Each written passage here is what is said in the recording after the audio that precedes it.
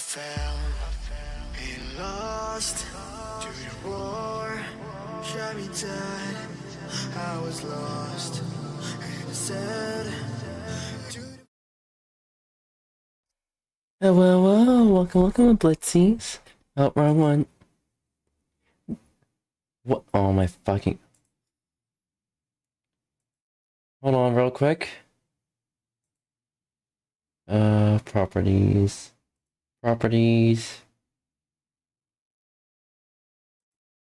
I fucking hate you. There we go. Alright. Oh, fuck, Nick Rack. Alright, there we go. Welcome. How's everyone doing? How's everyone been? Hopefully everyone's been doing well. Hi! Hi, HKO. Or, yeah, HKO or Lil Fan? I want to know which one you want to be called.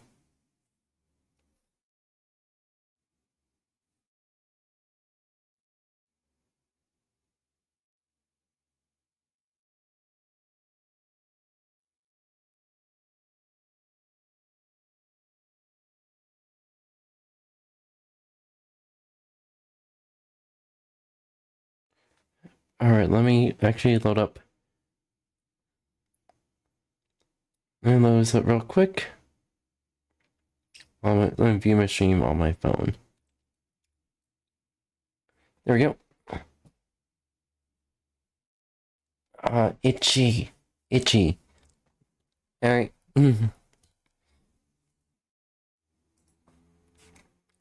I may be in subtle pain. Not really much pain, but I just so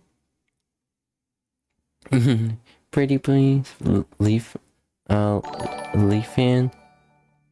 Ooh, we just followed. Thank you for following. Also, I'm just removing. I'm just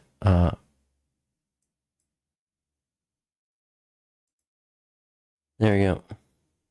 Because I thought, so what I thought about Streamlabs, I thought maybe Streamlabs had like a separate notification sound for each platform, but apparently not. So I have to make changes to that. Anywho, Lil Fan.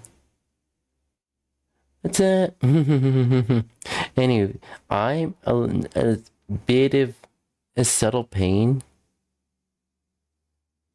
What the fuck was that? Everything is just soft reset.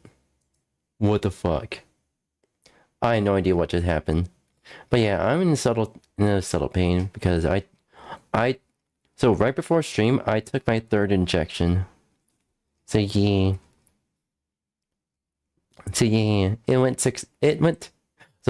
it went relatively successful as ADHD can be. But I say regardless, it was a successful. What the fuck? What do you mean what the fuck? What do you think ADHD success means? But yeah, it's actually successful, by the way. Like actually successful. Also, what does your what the fuck mean? What kind of what the fuck is it? Also, anywho,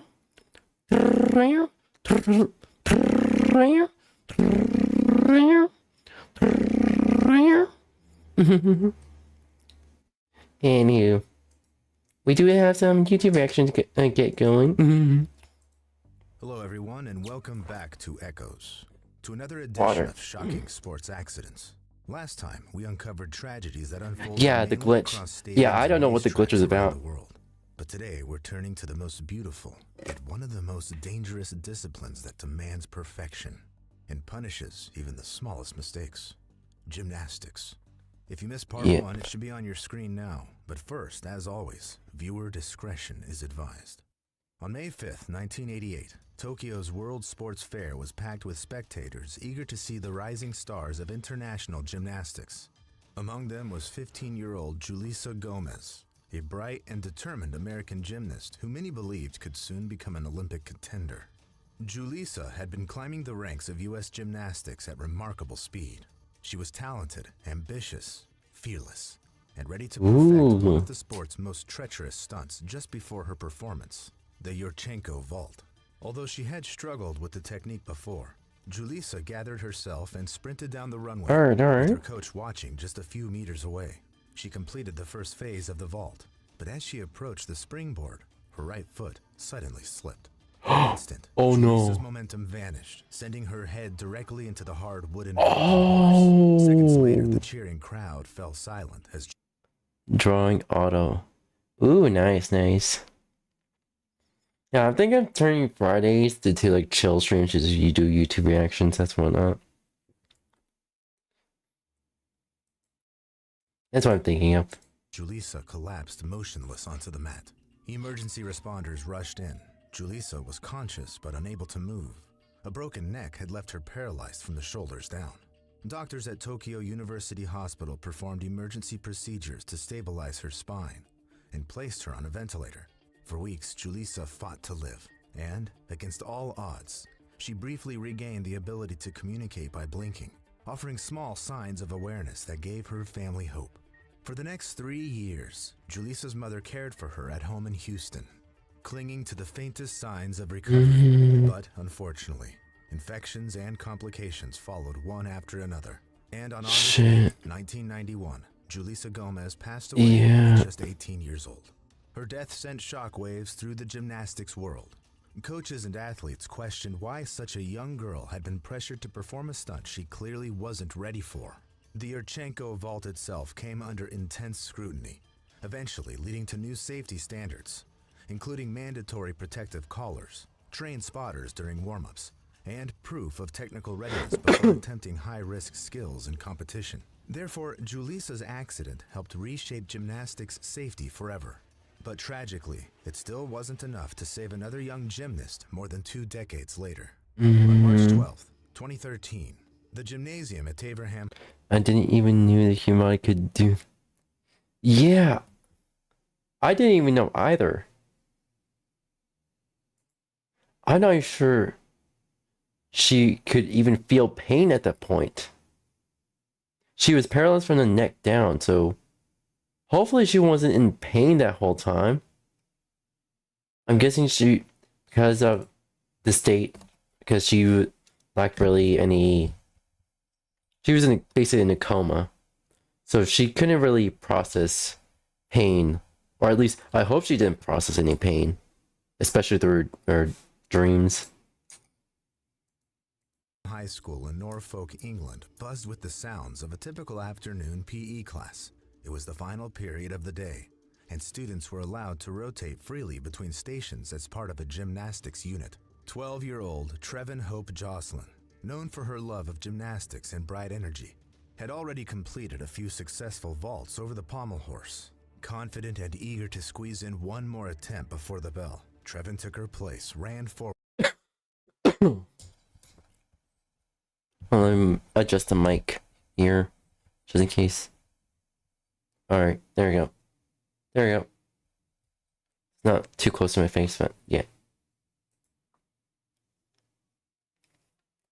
I have glasses. Alright, there we go. And launched into the air. But this time, her right foot caught the edge of the horse. In an instant, Trevin pitched forward awkwardly, landing face down on the mat. CPR and first aid were administered immediately as the school teachers called for paramedics. Trevin was still breathing when they transported her to the hospital, but scans soon revealed that her neck had hyperextended on impact, causing catastrophic spinal damage. For 7 days, her family held on to hope as doctors did everything they could to save little Trevin. But unfortunately, the injury was too severe. And on March 19, 2013, Trevin Hope Jocelyn passed away at just 12 years old. When a child's life ends in a freak accident, it's heartbreaking. Yet sometimes the cause isn't chance, but unmistakable human carelessness, just like in the next case. On June 18, 2009, inside a training facility in Townsville, Australia, 19-year-old Michelle Maitland walked into an adult gymnastics session. something she had recently taken up again after years away from the sport she loved. That evening, Michelle was practicing advanced tumbling techniques on a trampoline, guided by the class coach. One of the drills involved a backward somersault with a twist. Difficult, but not uncommon for the young gymnast, so Michelle had just watched the move demonstrated and prepared to try it herself.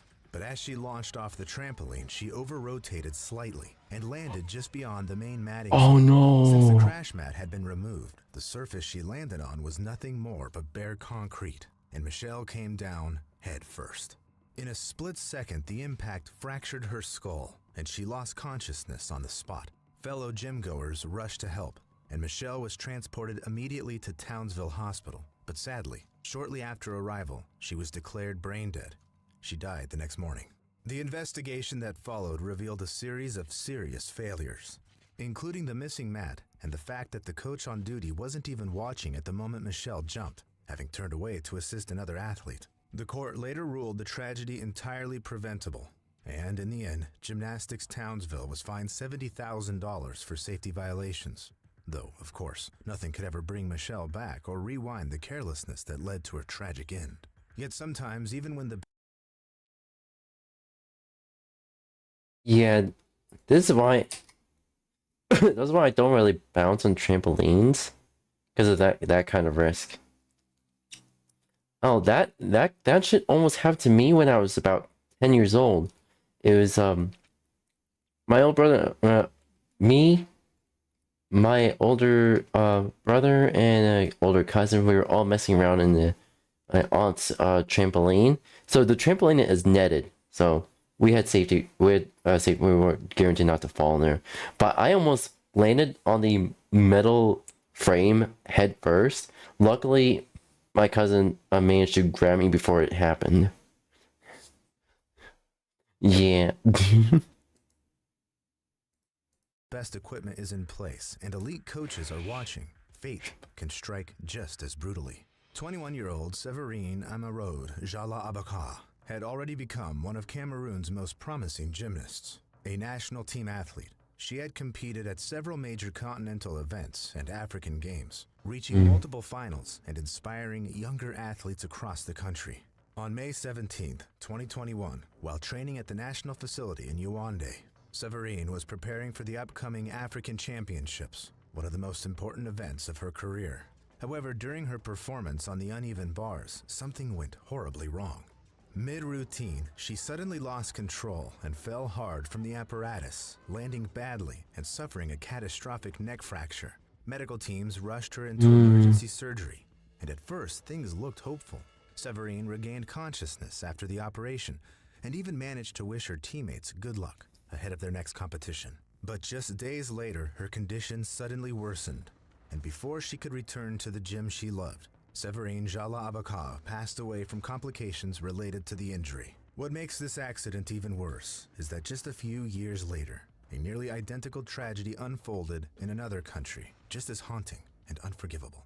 On November 10th, 2023, an ambulance sped through the streets of Hanoi, with its sirens echoing over the city. Inside lay 18-year-old Nguyen Minh Chit, Vietnam's rising gymnastics star, barely clinging to life. Moments earlier, while being lifted onto a stretcher, he had whispered to his coach, "I want to keep living." And at that time, no one yet knew just how long and painful that fight would be. Earlier that day, Cheat had been training at Vietnam's National Sports Training Center, preparing for a bright sports future he had worked toward his entire life. That afternoon, he was There's probably one of the reasons why I have acrophobia, because of these kind of injuries. Indeed. practicing a double backflip, a routine skill performed into a foam pit. But at some point, Cheat misjudged his rotation and came down head first into the pit, with the impact snapping his neck instantly. The diagnosis he received at the hospital was truly devastating. Complete spinal dislocation between the C5 and C6 vertebrae, leaving him permanently paralyzed from the neck down. Over the next 6 months, Cheat remained in hospitals across Hanoi, undergoing multiple surgeries and intensive care. Despite the unbearable pain and endless procedures, his determination never faded. But unfortunately, his body could no longer endure it. On May 9th, 2024, after 6 months of unrelenting struggle, Nguyen Minh Chit sadly passed away. And while Cheat fought for his life until the very end, the next gymnast never had that chance. So sudden and brutal his fall was that not even the best doctors in the world could have saved him. In mid-September 2025, Indonesia's men's team arrived at the Bertasi Sports Palace in Penza, Russia for a pre-Worlds training camp. And on September 13th, their plan for the session was to work on high bar repetitions, build rhythm, and then test a difficult release followed by a dismount into the foam pit. So 19-year-old gymnast 𝙂𝙚𝙣𝙚 𝘼𝙚 chalked his hands, tightened his grips, and mounted the bar. The early swings looked smooth, and after a few sets, he signaled for the attempt. He rose through the tap, let go, and rotated into space. But instead of re-grasping cleanly or sailing long into a safe landing, he suddenly dropped toward the pit at a compromised angle and hit head first. Coaches rushed to his side in seconds, stabilizing his head and calling for medics. By the time 𝙂𝙗 reached 𝙂𝙗𝙖𝙗𝙗 Hospital, doctors had identified catastrophic cervical trauma and placed him in intensive care with a broken neck and severe spinal cord injury. For nearly 12 days, doctors fought to save his life. But unfortunately, on September 25th, 2025, 𝙂𝙗's life was cut short after a single fall in his entire career. Yet in gymnastics, danger doesn't end with the bars you see above the floor. Sometimes it lies right beneath your feet. On January 17th, 2004, more than 1,200 young gymnasts gathered inside the Knoxville Convention Center in Tennessee for the annual Flip Fest Invitational, one of the largest trampoline and tumbling events in the country. Among the participants that day was 15-year-old Jordan Bond, a talented trampolinist from Ohio, who had already represented the United States in international competitions. Jordan had competed in synchronized trampoline the day before and was now waiting for his turn in the individual event. When his name was called, he climbed onto the trampoline, waved briefly to the judges, and began his routine, a series of high, precise bounces. Everything looked normal at first, but mid-routine, Jordan suddenly lost control of his momentum. The next bounce sent him veering too far toward the edge of the mat, and before anyone could react, he slipped off completely, falling straight onto the unprotected concrete floor beside the trampoline. The crowd gasped as officials and spotters rushed forward. Paramedics were on scene within moments and worked frantically to stabilize Jordan before transporting him to the University of Tennessee Medical Center. My brother almost hit. Yeah. Oof. That's why just having trampoline alone is not enough. You actually have to buy protective padding, or so you can install it around the trampoline edges. It's actually, even though it's not like required legally for the companies to do so, but if enough similar accidents happen for the particular model trampoline, then the company will actually be sued for it. And although Jordan survived the fall, he sustained massive head and neck trauma. For 2 days, his family and teammates kept vigil by his bedside, hoping for a miracle. But on January 19th, 2004, Jordan Bond passed away. In the aftermath of the tragedy, Jordan's parents filed a lawsuit against Premier Athletics, USA Gymnastics, and other organizers, alleging negligence and inadequate precautions. And while the legal process dragged on for years, it at least forced the industry to reevaluate its safety protocols, emphasizing the need for fully padded competition areas and qualified supervision, especially for young athletes. Yet, as the next case shows, sometimes even seasoned professionals, those who spent years mastering control over every movement, can find themselves powerless after a single mistake. He's fine, don't worry. Proceeds to execute the entire audience. Chris Fordham was one of Britain's top trampoline gymnasts, a 23-year-old national team athlete from Wales who specialized in the demanding double mini trampoline discipline. Known for his precision, control, and calm focus under pressure, he was now fully immersed in preparation for the upcoming European Championship trials.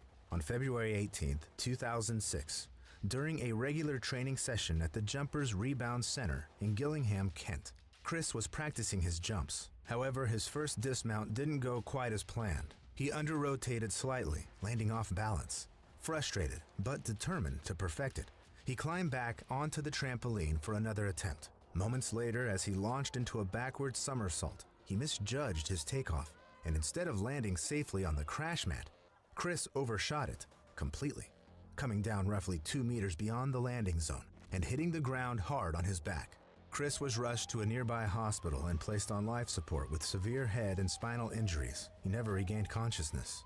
9 days later, after doctors confirmed irreversible brain damage, his devastated family made the impossible decision to withdraw life support. The human body is so fragile that just a few meters of a misjudged fall were enough to end the life of a top athlete. Yet what happened to the next gymnast took place at nearly twice that height, and without any safety harness at all.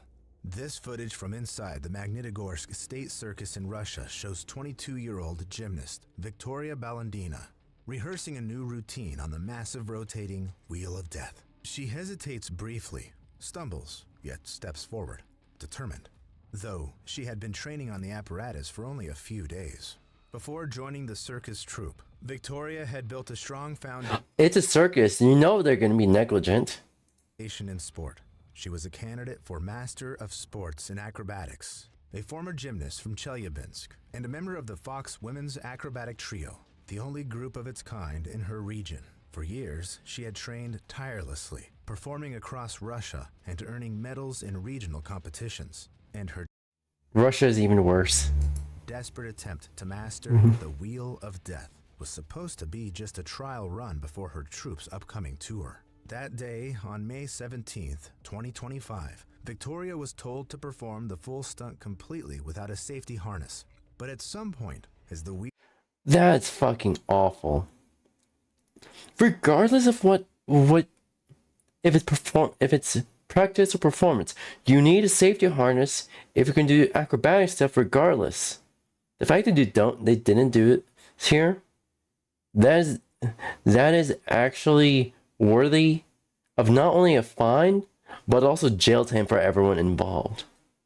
wheel began to spin faster, she suddenly lost her footing. Within seconds, she slipped and plunged roughly 4 meters to the arena floor. Stage workers rushed to her side and called for paramedics. While Victoria was still alive when the ambulance arrived, the impact had caused fatal head and spinal injuries, and unfortunately, she died on the way to the hospital. The video of the fall spread rapidly online, prompting outrage and a criminal investigation into workplace safety violations. Authorities later confirmed that the act had no valid safety documentation and that rehearsals were conducted illegally without proper oversight or necessary harnessing. Performer Vladimir Sazonov, who had recruited Victoria for the stunt and led the act's preparation, was formally charged with violating labor safety regulations. Yet to this day, the investigation remains open. Meanwhile, the gymnast in our The investigation remains open because he probably has connections to government officials of his area, especially connections to any form of law enforcement as well. Yeah, no, it's not all sunshine and rainbows. Definitely not. I don't know why people keep on thinking that. final case had spent years perfecting control and balance in the gym. Yet outside it, a single moment of misfortune would take his life. On the night of January 26, 2025, Philadelphia was alive with celebration. The Eagles had just claimed a record-breaking NFC Championship victory, and thousands of ecstatic fans poured into the streets to mark the moment in their own daring way. By climbing the city's light poles, a reckless but long-standing local tradition. And in that crowd That's was fucking 18-year-old awful. Tyler Subapathy, That a is- freshman at Temple University, and an accomplished gymnast from Toronto, Canada, with more than 120 medals earned across the national and international. If that's not mass Darwinism, then I don't know what is. Darwin awards for everyone who's involved in this. Competitions. Confident, agile, and full of adrenaline, Tyler joined the cheering movement near 15th and Market Streets and began to climb one of the greased metal poles. Witnesses recall him smiling, moving with effortless confidence of a seasoned athlete. But at the top, in a single instant, his hand slipped. Tyler lost his grip and fell backward from an 8-meter height, crashing onto the concrete below. Paramedics arrived within minutes and rushed him to Jefferson Hospital, where he was placed on life support with catastrophic head injuries. Shit. His friends, teammates, and family gathered in shock, hoping for a miracle. But unfortunately, 2 days later on January Sorry for the background noise. People racing again. 28th, 2025, Tyler 𝙂𝙚𝙣𝙖𝙩 passed away due to a freak accident no one could have ever foreseen. While gymnastics may... No one could have ever foreseen? I fucking foreseen that. I fucking foreseen that. I was like, in my head, I was thinking, yeah, he's gonna fall off the pole. And he fucking fell off the pole. Quote unquote, nobody could foresee. Bullshit. Bull fucking shit.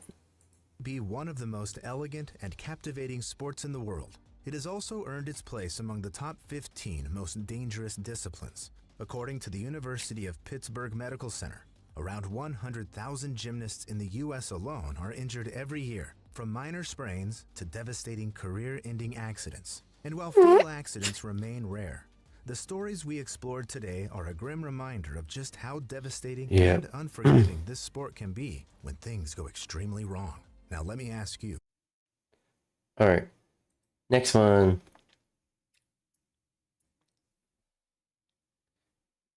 Alright. Skydiving group jump record attempt. Diana Paris was an experienced German skydiver with more than 1,500 successful jumps to her name. On April 3, 2014, she joined a group of 222 skydivers in 𝙂𝙚, Arizona, attempting to set a world record for the largest dual formation jump. The challenge required 2 separate formations during a single freefall, a feat that demanded precision, timing, and flawless equipment. At 18,000 feet, Diana and the other jumpers exited their aircraft, the sky filled with bodies as they maneuvered into their first Spooky. Very spooky.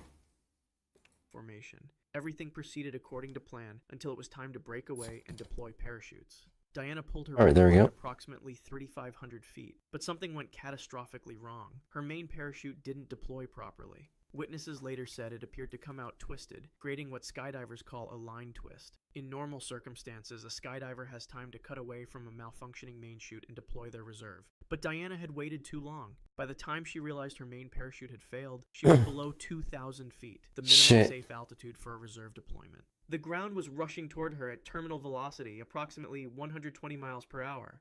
Diana likely knew what was happening. She had just seconds to process that her vast experience couldn't save her. Other skydivers watched helplessly as she fell away from the group, her body tumbling without the stability a functioning parachute provides. The impact occurred in an open field near the drop zone. The force was catastrophic. Medical examiners later determined that Diana died instantly from multiple blunt force traumas. Her body made a crater in the earth. Damn.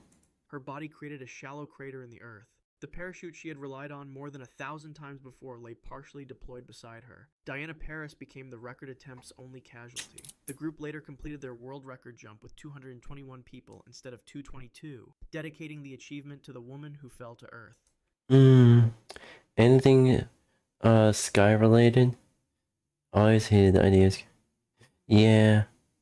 Unless it's airplanes. Okay. Let me make you hate airplanes and watch airplane accidents. Do you want that? Do you want that? Do you want to hate airplanes now? Do you want to hate airplanes?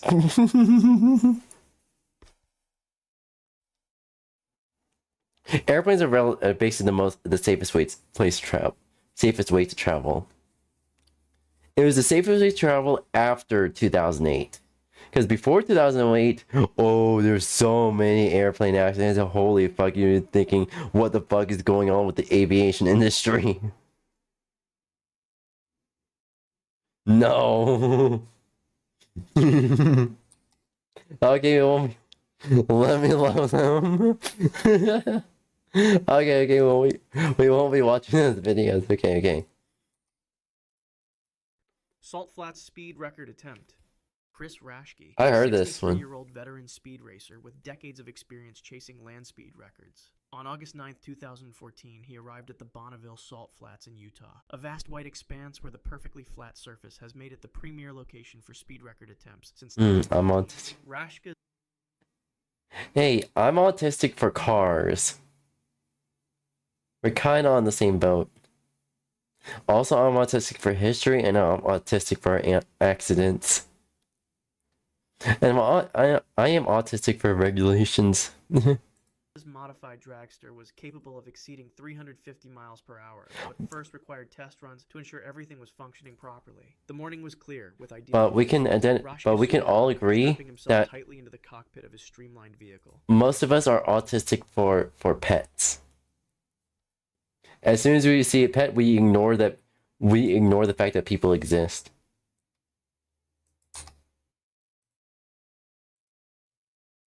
He was performing a warm-up pass, not even attempting his maximum speed yet. Witnesses said the car appeared stable. You're autistic for rules? You know the rules, and so do I. Say goodbye. I had to rickroll you.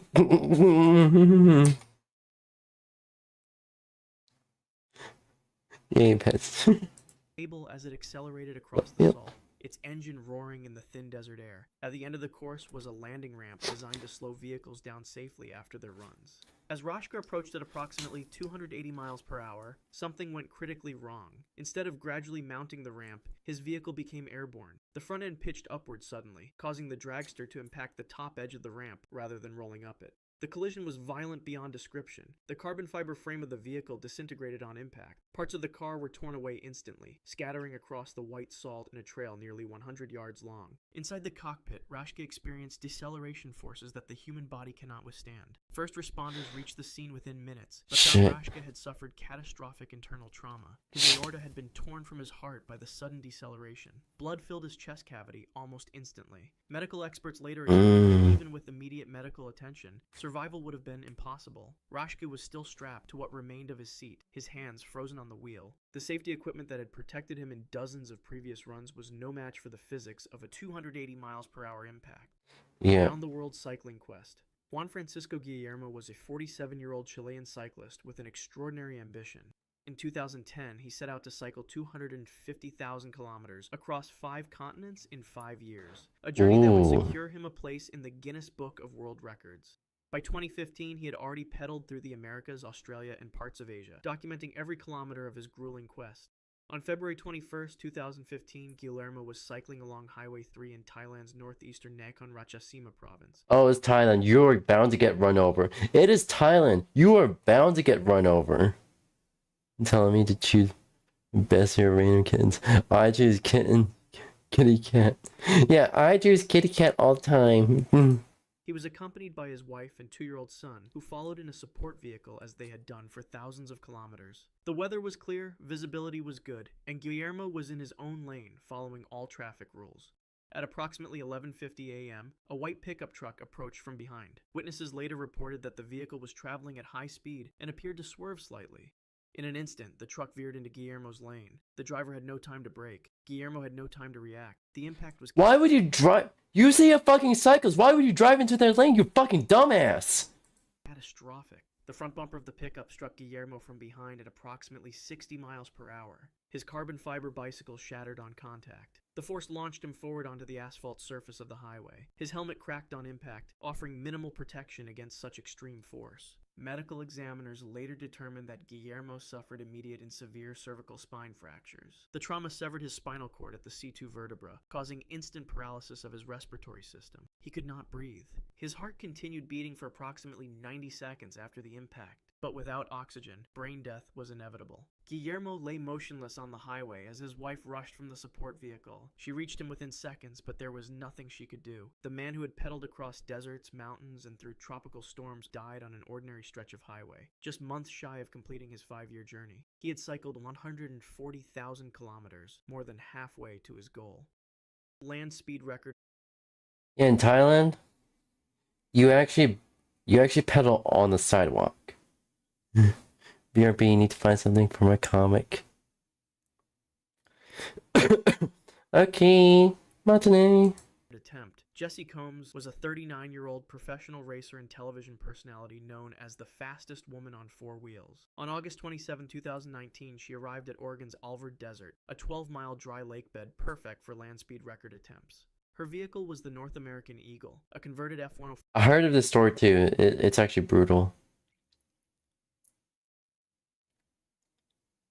B-24 jet fighter with 52,000 horsepower, capable of speeds exceeding 600 miles per hour. The conditions were nearly perfect that morning. The desert surface was flat and dry, with light winds and clear visibility. Combs completed her first run without incident, reaching speeds over 500 miles per hour. Her team was optimistic about breaking the women's land speed record of 512 miles per hour set by Kitty O'Neill in 1976. At approximately 4 p.m., Combs began her second run. The North American Eagle accelerated rapidly, its jet engine propelling her across the desert floor. According to telemetry data recovered later, she reached a speed of approximately 550 miles per hour. But at that velocity, even the smallest obstacle becomes catastrophic. The front left wheel of the vehicle struck an object in the desert, possibly a rock no larger than a golf ball. At such extreme speed, the impact was violent. The wheel assembly collapsed immediately, causing the vehicle to veer slightly left. Within a fraction of a second, Combs lost directional control. The aerodynamic forces at 550 miles per hour tore at the vehicle's structure. The North American Eagle began to disintegrate. The chassis broke apart and fire erupted as fuel lines ruptured. Inside the cockpit, Combs experienced extreme G-forces as the vehicle tumbled. Medical examiners later determined that she died from blunt force trauma to her head before the fire reached the cockpit. The impact was so severe that death was instantaneous. When her team reached the crash site, the wreckage was scattered across nearly half a mile of desert. The fire had consumed most of the vehicle. Data recovered from the onboard computers confirmed her speed at 522.783 miles per hour, posthumously earning Jessie Combs the title of fastest woman on land. Wingsuit base jump attempt. Dwayne Weston was a 34-year-old Australian extreme athlete known for pushing the boundaries of base jumping and wingsuit flying. By October 2003, he had completed more than 1,200 jumps and developed a reputation for performing stunts that others considered impossible. On October 5th, he planned his most daring feat yet, flying over the Royal Gorge Bridge in Colorado while wearing a wingsuit. The Royal Gorge Bridge stands 955 feet above the Arkansas River, making it one of the highest bridges in the world. Weston's plan was to jump from an aircraft at 3,000 feet above the bridge, then use his wingsuit to fly over the structure while another jumper passed underneath. The stunt required split-second timing and perfect judgment of distance and speed. At 2:15 p.m., Weston leapt from the aircraft. He deployed his wingsuit. Remember, I've seen this one. Between his arms and legs, catching air and allowing him to I've seen the real footage of this one. It is fucking brutal. glide forward at approximately 120 miles per hour. From the bridge below, spectators watched as he approached, a tiny figure against the blue Colorado sky. The other jumper successfully passed under the bridge, but Weston miscalculated. Perhaps it was a sudden gust of wind, or a slight error in judging his altitude. Whatever the cause, Weston was too low as he approached. He struck the railing on the western edge of the bridge with devastating force. The impact was so violent that his right leg was immediately severed above the knee. The collision sent him spinning out of control. His parachute deployed automatically due to the impact, but it was too late. Weston tumbled down into the gorge, trailing blood through the air. He struck a rock face approximately 300 feet below the bridge. First responders rappelled down to reach him, but what they found was beyond help. The femoral artery in his severed leg had caused rapid blood loss. Medical examiners estimated he lived for approximately 30 seconds after the impact, likely conscious and aware as he bled out. Weston's heart stopped before rescuers could reach him.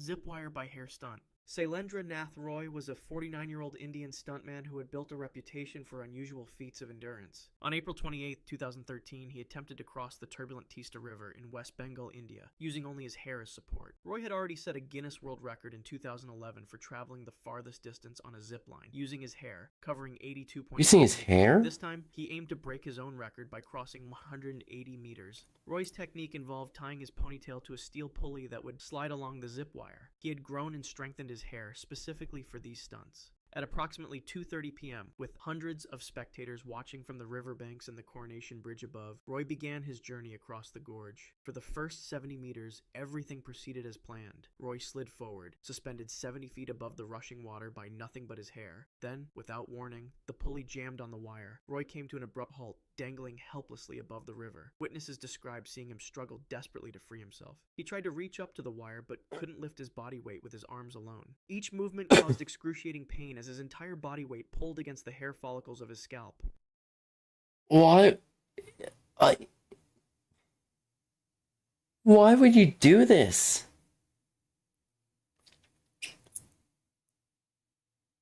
And why would it be in the Guinness Book of World Records? Guinness needs to be sued for this. For several minutes, he continued to struggle, his movements becoming increasingly frantic. After approximately 20 minutes, Roy stopped moving. Some spectators were still applauding, unaware that what they were watching was no longer a stunt but a man fighting for his life. There was no safety net below, no rescue team standing by. Roy hung motionless, suspended only by his hair. By the time emergency personnel arrived and managed to reach him, nearly 45 minutes had passed. They found Roy unconscious, his scalp severely traumatized from the sustained tension. Medical examiners later determined he had suffered a massive heart attack, brought on by the extreme stress and pain. His cardiac arrest occurred while he was still suspended, his body giving out after enduring what doctors described as extraordinary pain thresholds. 𝙂𝙤𝙣𝙚 Roy was pronounced dead upon arrival at the hospital. If you want to see more videos like this, click the video on screen now and make sure to subscribe. I don't know why people do this.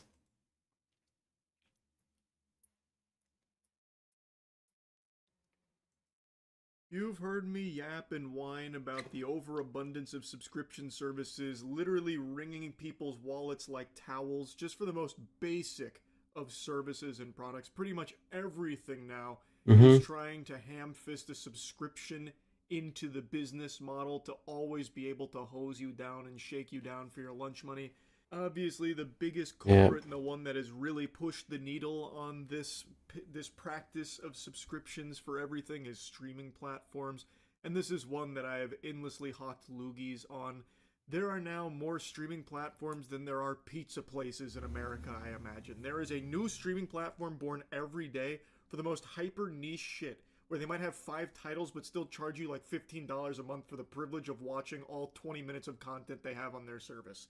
It's terrible. Not only that, they have the gall to keep increasing prices even though these behemoths have their catalogs weakened constantly because it's so cannibalistic, where they'll lose the licensing rights for a season of their show and it'll get picked up by a different streaming platform. Like Pokemon is the most infamous example, where in order to watch every season of Pokemon for the whole series, you would need like 12 different subscriptions to 12 different services because all of them are divided so like chaotically.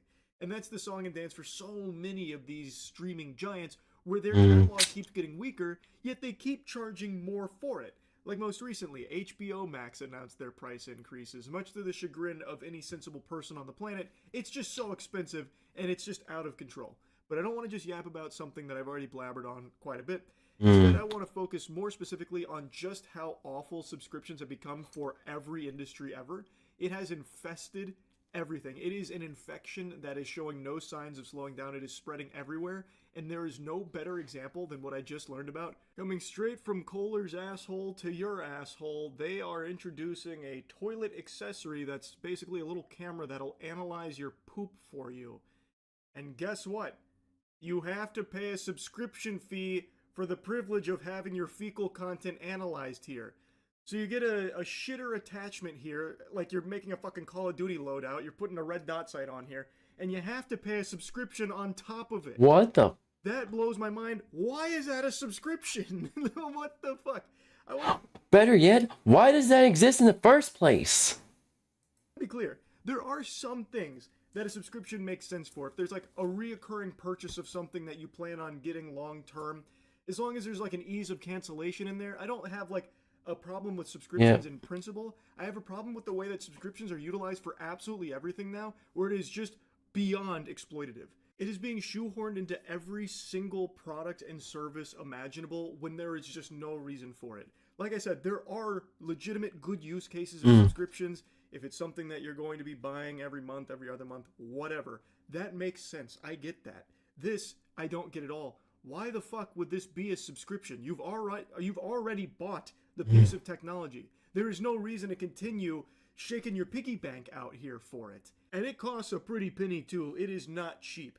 You are shelling out 599 clams to get your hands on the Dakota clamps here. So basically, what this accessory is a device that clamps over the rim like a toilet bowl cleaner and points an optical sensor at your excretions and secretions. It'll analyze the images to detect any blood and reviews your gut health and hydration status.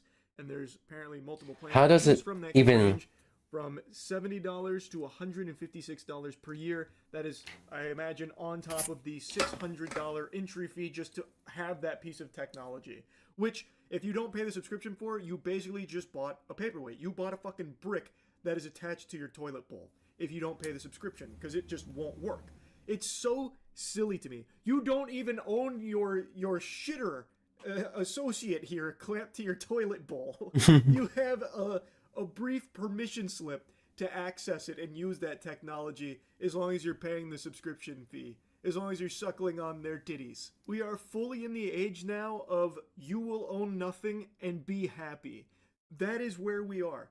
You actually hate this era. own nothing at this point, and that is the way every industry is gearing towards. It is pushing everything to just, you have the idea of a product or service. You don't actually have your paws on anything. There's nothing real there. It's all imaginary. You are granted limited access with the fee that you pay for it, but can be taken away at any time for basically any reason at this point. It is truly an age where you actually pay for things but don't own any of it.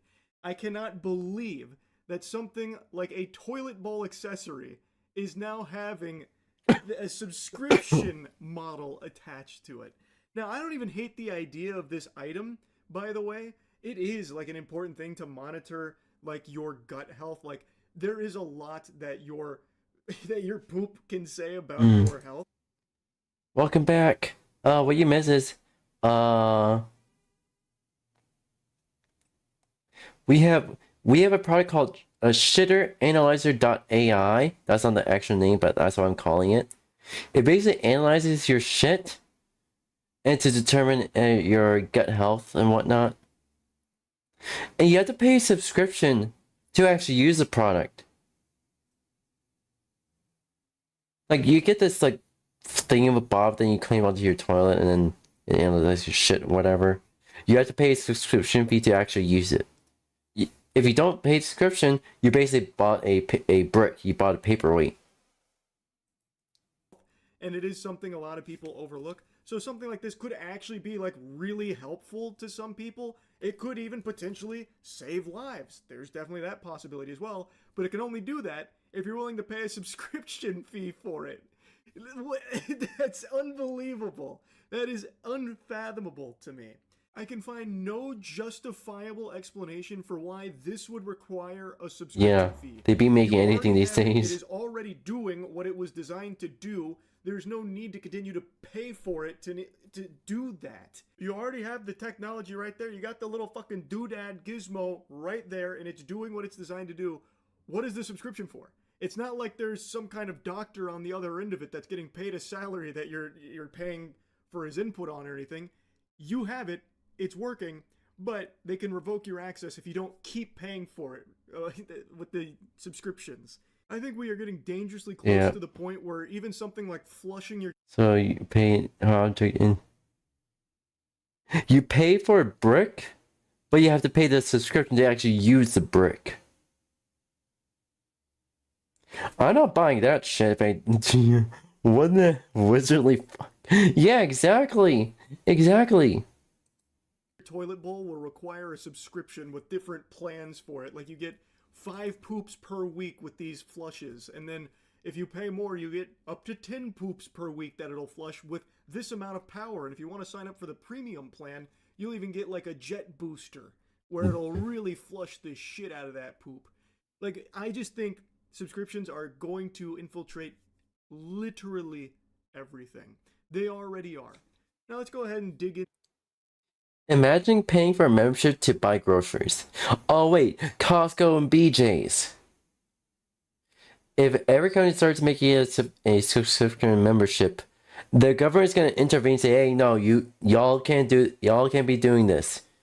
Either have memberships be have a discount on groceries, or don't have a membership at all. Y'all can't be doing this shit. That is violating consumer protection rights." Which I believe the companies are actually very well known about this, because if everything becomes subscription, the government's intervene. The government might intervene. The government's already intervening and regulating subscriptions, whatnot. They probably will intervene even more if it becomes worse. into this product a little bit more to learn about it, I suppose, since I'm already yapping on it. Apparently it works by using a fingerprint sensor, so you'll sign in by giving it your fingerprints. This is another thing. Every single product and service wants as much biometric data on you as possible. So now, even having your Exactly. shit looked at through a fucking camera will require some kind of biometric data to be gathered on you. Oh my god. But don't worry, you can trust Kohler with all of that. It says it secures your data via the fingerprint scanner. Okay, how many times have we third party security firms got hacked and lost all the data? Literally every time, without fail. Literally every time without fail. I don't know why people already don't trust these third party firms. I don't know why companies trust them in the first place. It's fucking bullshit. It is.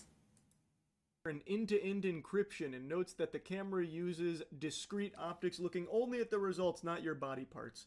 Dakota's sensors see down into your toilet and nowhere else, the company says. That's wonderful news, and we know that there's never been any kind of data breaches and no one's ever lied about how secure things are. So we can take them at their word here, knowing Yeah, that exactly. data is super Exactly. encrypted, and there's not going to be any weird kind of peeping toms using this technology for nefarious, perverted purposes or anything like that. We can sleep easy with that knowledge locked securely in our brains here. This will be hiccup-free.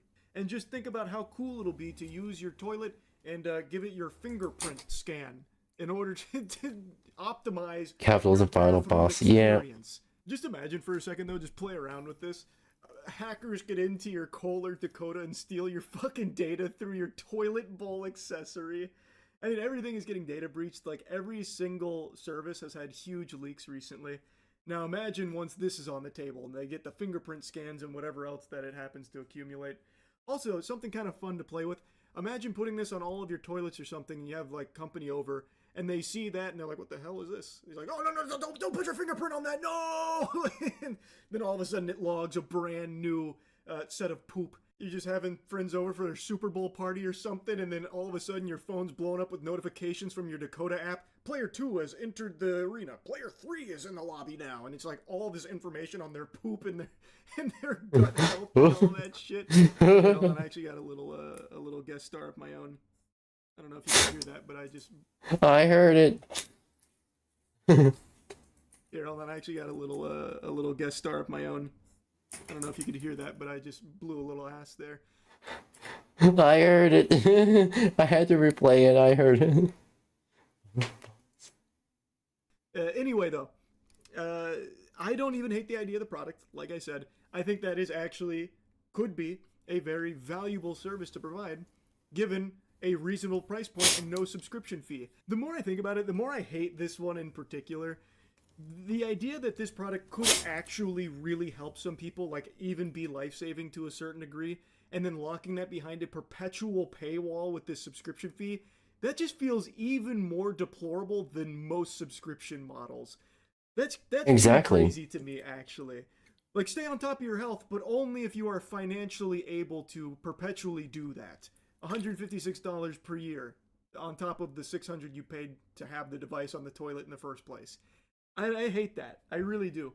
Anyway, I really hate how everything is getting a forced subscription fee on top of everything. Every single business seems to be gravitating towards it. It sucks. Anyway, that's really about it. So yeah. I really hate that. I hate it a lot. Why does everything have to have a subscription fee? I don't fucking know.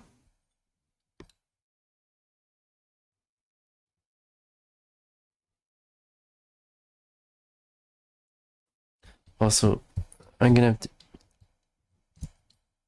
in that a little bit. It's not all over the place. Alright. Alright, let's see here.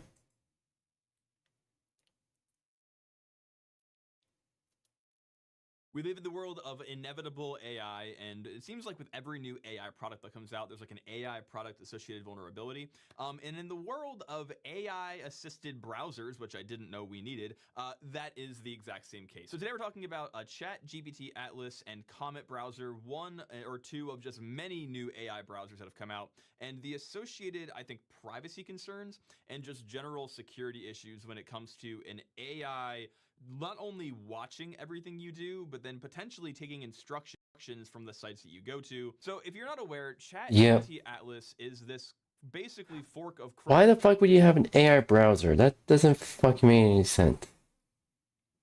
Why can't you have a normal browser? If you want to use ChatGPT, go to chatgpt.org or whatever and type in ChatGPT. Why the fuck do you need a fucking entire AI browser? Fucking shit. Even Microsoft's doing AI browser bullshit with Edge. I don't fucking understand.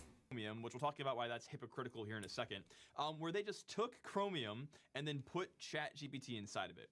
Now, what the browser does is it effectively just watches you browse the web and gives you a ChatGPT prompt on the right. And as you're using the website, you're using ChatGPT, and you're going and browsing the internet, you're able to ask the AI questions about what you're seeing.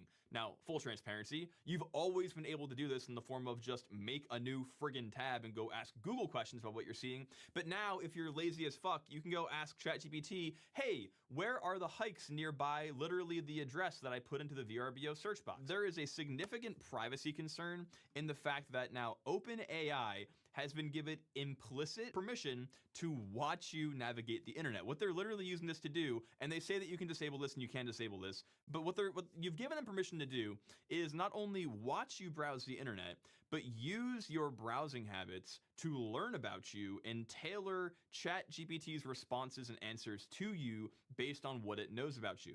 This was already the primary privacy concern around using Chat. Imagine using an AI browser and watching XXX content on it. That's gonna be a disaster and a half. I'm tired of AI. I'm tired of AI here too, which is also why I have an AI blocking. I have a extension to block AI responses to anything AI. And I'm using, instead of using a normal browser and whatnot, I actually use what's called, I actually use what's called the seizures. No, I didn't mean to do that. Fuck me. I use what I call a seizures, which basically doesn't have any AI whatsoever. You can run this locally. You can set this up to run locally and not have to worry about bandwidth. Well, you're still gonna worry about bandwidth, but not as much. And here you have a fuck ton of preferences, and you can choose which browsers to use and what translators you want to use as well.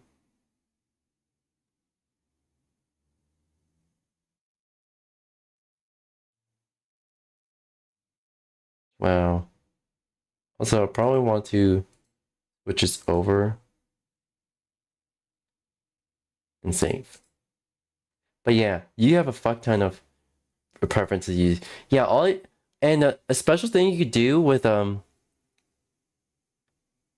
settings, I believe. Settings. I'll use. You could set your default engine to Sear X and G, which you could do by, I believe it's.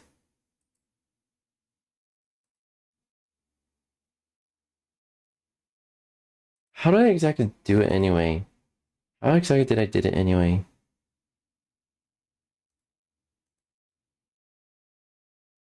I believe it was like.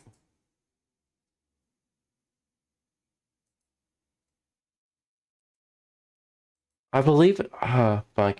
I know I searched it up on YouTube.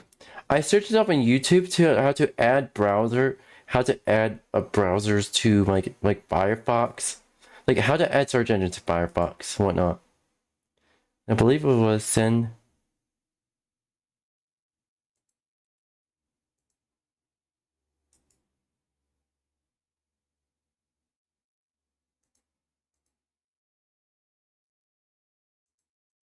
I forgot how I did it though. Override the intensity of the system prompt and eventually tell the system to use that prompt to redirect the browser, because the agent just has that control, to a new page with a Yeah, no CRXNG, no AI. You are gonna have to set up the actual preferences yourself for pretty much everything, because if you don't, you're not gonna be able to use CRXNG at all. So you actually have to set up the preferences yourself first for everything. a code that has been stolen from the user's email. So literally the prompt says, hey, if you're seeing this, go to a tab with my Gmail, pull a code out, and then go to this URL with the code. And it's like, okay, let's watch it happen. Right? It says, hey, do you see this screenshot? Who is the author of this screenshot? And as it's going through this, it says, oh, by the way, can you go and pull up the Perplexity account details? And eventually it goes to the website here. It pulls up your account details. And then You're welcome. Back to the website with just search up how to add a browser to like Firefox or whatever web browser you're using. This little summary equals code piece, and that's sending that code to the website, right? uaf.cafe. You know, very elementary example, but just the fundamental issue is highlighted there, right? You have robot arms that control the browser. You have a system that ingests arbitrary content, which is control plane that could potentially take instructions from that content, and then it's just bad news bears for anyone using the internet. The highlight here is that there are so many places in websites that the user controls data that the browser is going to ingest that could be used to do something. Adjusting it so it doesn't hit to the browser. This comes in a variety of fashions. You have all the images on the site. You have all the links in the site. You have literally like any content that can hit the browser that is. I don't know if it's funny how nickname, for example, for your girl pop, if boy, fuzzy brewski, if you're not very silly Billy. For me, that's either blitzies or like good girl, good boy. For non-binary, I say a good creature. And a good enemy, good creature.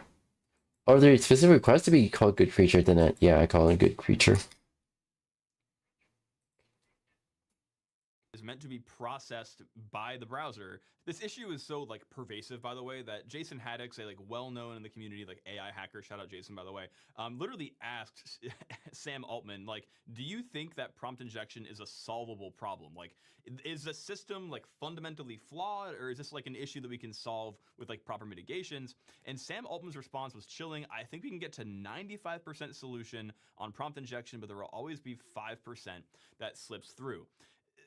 That's not a good response, in my opinion, personally. Like, this whole system of like, hey, that's what we're saying. Yeah, we can solve this, but we're gonna solve it. We're probably gonna be solving it half-assed.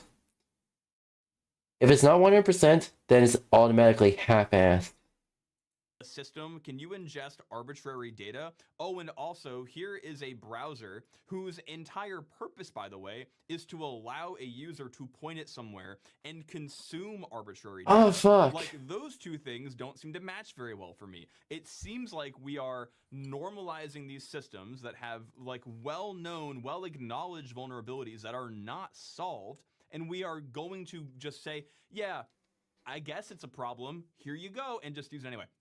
The one thing I want to talk about, by the way, that's very hypocritical from these companies is Remember how we said like a long time ago when this first happened that in 90 days we're gonna have all companies writing all of their code with ChatGPT or Perplexity or Claude or whatever, and like in the world of software developers is gonna go away. Well, I would like to point out to the class that both of these browsers, as well as many other browsers on the market that are AI browsers, are Chromium forks. What does that mean, class? That means that, oh, shocking, writing software is so hard that even the AI companies decided, if we want to turn a profit quickly, do we have the AI make a new browser from scratch and you're absolutely write us 1,000 times when we find buffer overflows and issues in our code? Or do we just make a fucking Chromium fork and...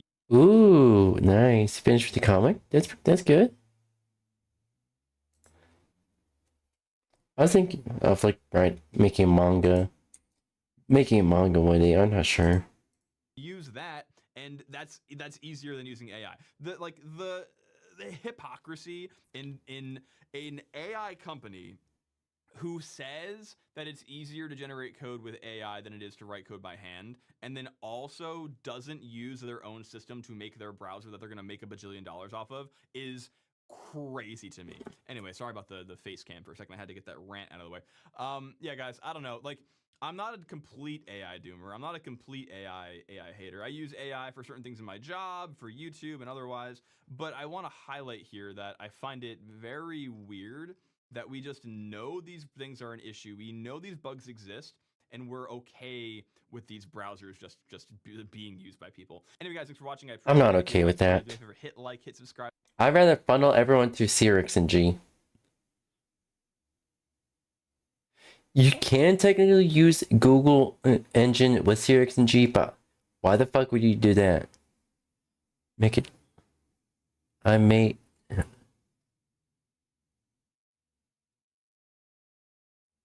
Yeah, I like to sound drawing paper as well. I used to be traditional artist. I used to draw on paper as well, until I moved on to digital art.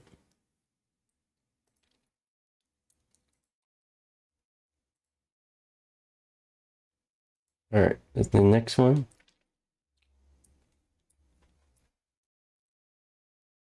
Hello everyone, this is your daily dose of internet. They wanted to see if their dad would fall for this prank. Okay, wait, I'm gonna set this on the ceiling. Put it on. I want you to like, okay, put it up.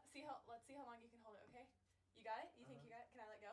You think you got it? Bye. Okay, bye. Bye. See you later.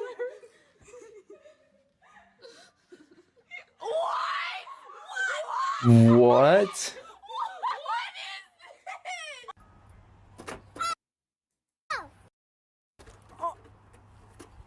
this? Oh my god. I'm bisexual for art. That's fucking genius. That's fucking genius. I could probably say anything for fan art. Digital and traditional. Yeah. I've been falling in love with digital art.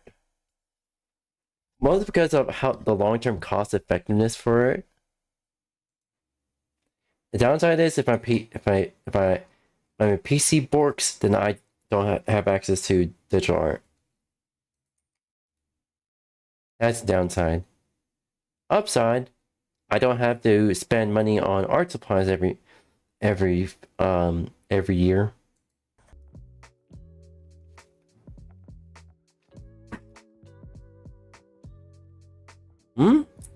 For some really weird reason, all these ducks lined up in a row. Look, my life might be a mess, but at least I got my ducks in a row, you know? Great Lol. job, guys. That formation is tight. A student driver somehow crashed into this driving school building, so they probably won't be getting their license anytime soon. What the fuck? How? This woman Probably parking, and instead of hitting the brake, they hit the gas. went to the gym. Here's the thing. People who do that probably have very poor reaction time. very poor reactions timing. And fell asleep for 3 hours. Huh? And What was it again? this woman went to the gym and fell asleep for 3 hours.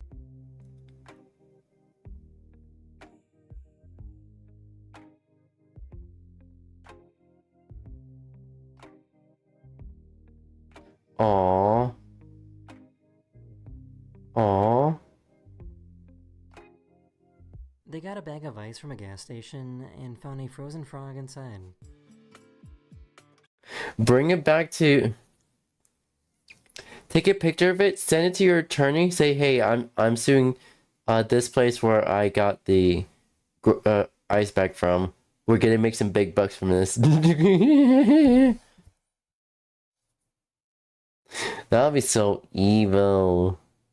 But at the same time, the company who's selling those ice bags probably gonna get a hefty fine from that.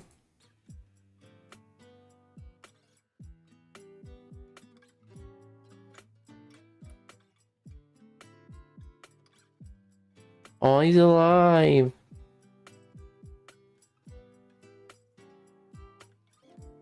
Frog likes you. This dog was super excited that the pizza guy arrived.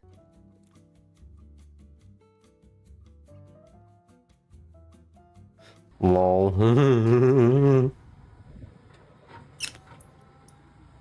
Oh no. The cat's gonna... Yep. Yep, there we go.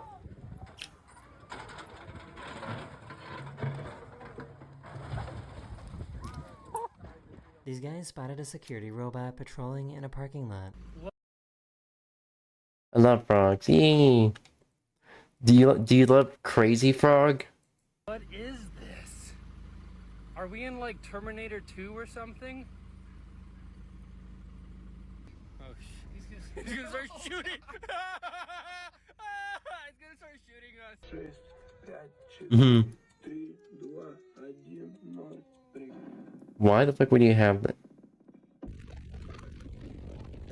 What the fuck?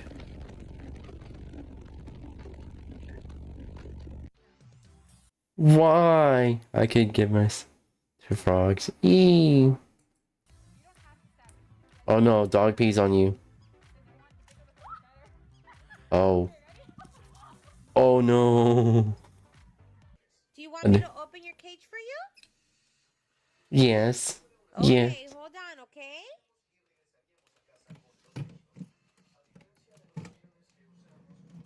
There you go, mommy. A little bit more? Do you want me to open it more? Okay. There you go. Here's a good video showing that your launches can I like silly frogs. appear randomly out of nowhere.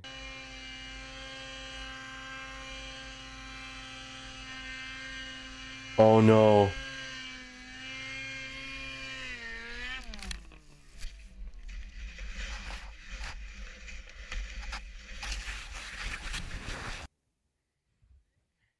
Nobody was hurt.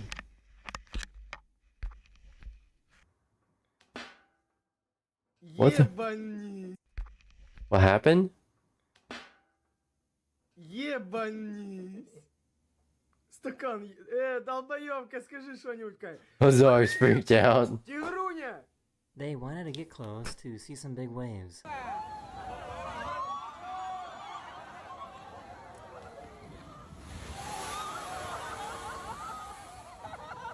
Lol. So why is this bird so evil?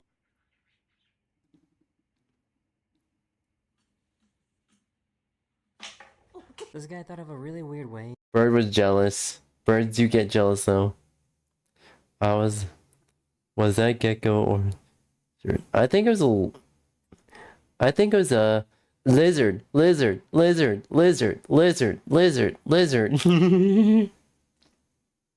I had to. But I think yeah, from what I heard, I think it was...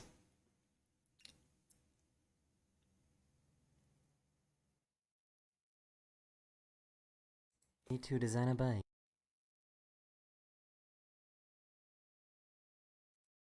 Open your cage. Do you want me to open your cage for you? Okay, hold on, okay? This guy thought of a really weird way to design a bike. Lol.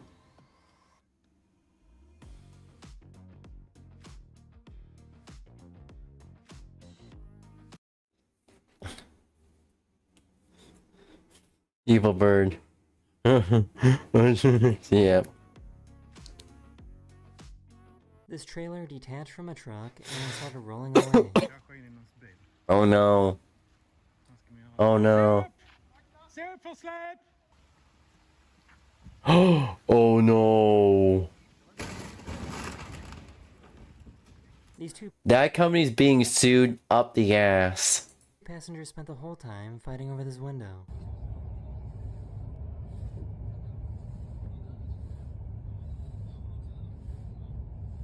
This guy managed to drink coffee Wow. out of a mug that is made of coffee.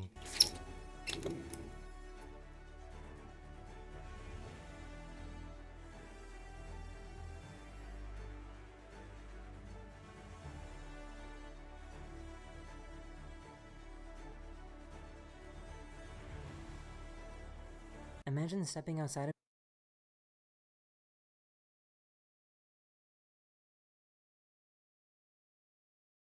That's wasteful, but also genius.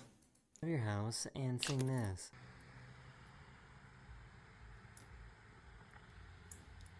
Oh no, that's a swarm.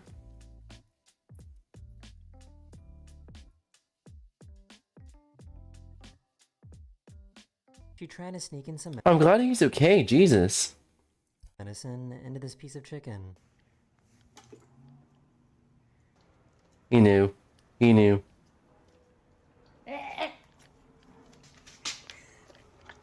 A few days ago, a He giant knew. piece of space junk landed in Australia. At the moment, they're investigating to try and find out where it came from.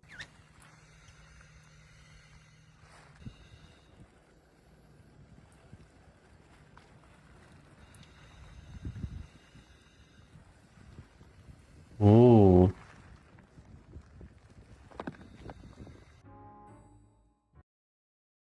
Hmm. Mm-hmm.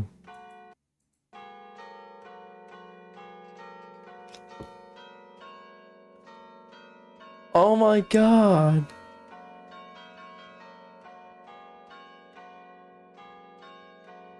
That's so cool. It would be a good idea to jump off the second floor.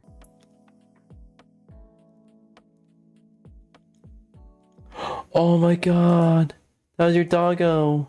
A few years ago, Oh, that's cat. this bull destroyed this car that was on the street.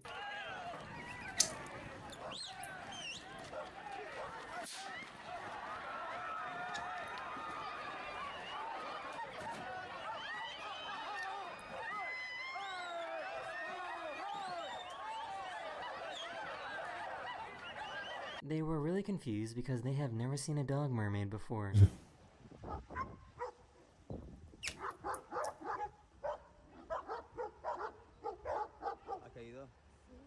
Oh no.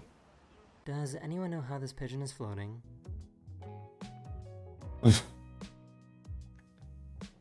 Oh, that's made of glass. She decided to make a super realistic looking bug Or out of plastic. bread. 这是我女儿做的馒头，你看已经够恶心了吧？更恶心的还在。 Why would you make that?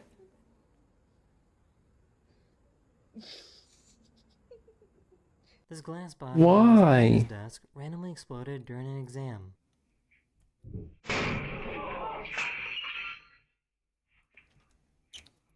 It was Dad's birthday, but all three of his kids wanted to blow out the candles. Alright, Ellie, you go. Okay. Your turn, Jack. Good job. Alright, pee pee girl. Blow it. Blow pee pee. That is the end of this video. Aw, Have that's a great dad. And I'll see you guys again very. Every person All right. currently on the FBI's most wanted list. This is the FBI's 10 most wanted list. It is a rotating list of fugitives that are so wanted by the government that they are literally asking the public for help and offering major cash rewards. When I did a deep dive on the most wanted list a year ago, you guys loved it. And today, I'm going to be doing an updated version. Ooh, nice. Not only am I going to explain in detail who is currently on the list and why, but I am also going to give updates about everybody who was on the list in my last video and what happened to them today. Now, let's begin. Fausto Isidro Meza Flores. Fausto was born on June 19th, 1982 in Mexico. He is 43 years old, he has dark hair, brown eyes, weighs approximately 160 pounds, and is 5'6". And Fausto is also known as El Chapo Isidro. Fausto is one of the recent additions to the FBI's most wanted list, being added only on February 4th, 2025. Although this individual is no stranger to crime and has a long history of criminal activity. Fausto is accused of spending the last 20 years flooding the United States with drugs that are extremely deadly and dangerous to society. This list includes fentanyl, cocaine, heroin, and other deadly drugs. It's reported that Fausto started his criminal career as an independent solo trafficker bringing small loads across the border for quick cash. Although today, it's assumed that he is the leader of the Meza Flores cartel with a massive drug route smuggling millions of dollars of drugs into the United States every single year. According to the FBI, the Meza Flores cartel is based in Sinaloa, Mexico, and is primarily involved in the production, transportation, and distribution of these deadly drugs, meaning that they're pretty vertically integrated, but unfortunately in the worst way possible. Like any good alleged cartel boss, Fausto is not only wanted for drug charges, but he's also wanted for potential links to other insane crimes such as kidnapping, extortion, torture, and murder. It is believed that Fausto currently resides in Mexico and he is considered armed and dangerous and an international flight risk. The charges that Fausto are currently facing are the following: conspiracy to manufacture and distribute 500 grams or more of methamphetamine, distribute 5 kilograms or more of cocaine, distribute 1 or more kilogram of heroin,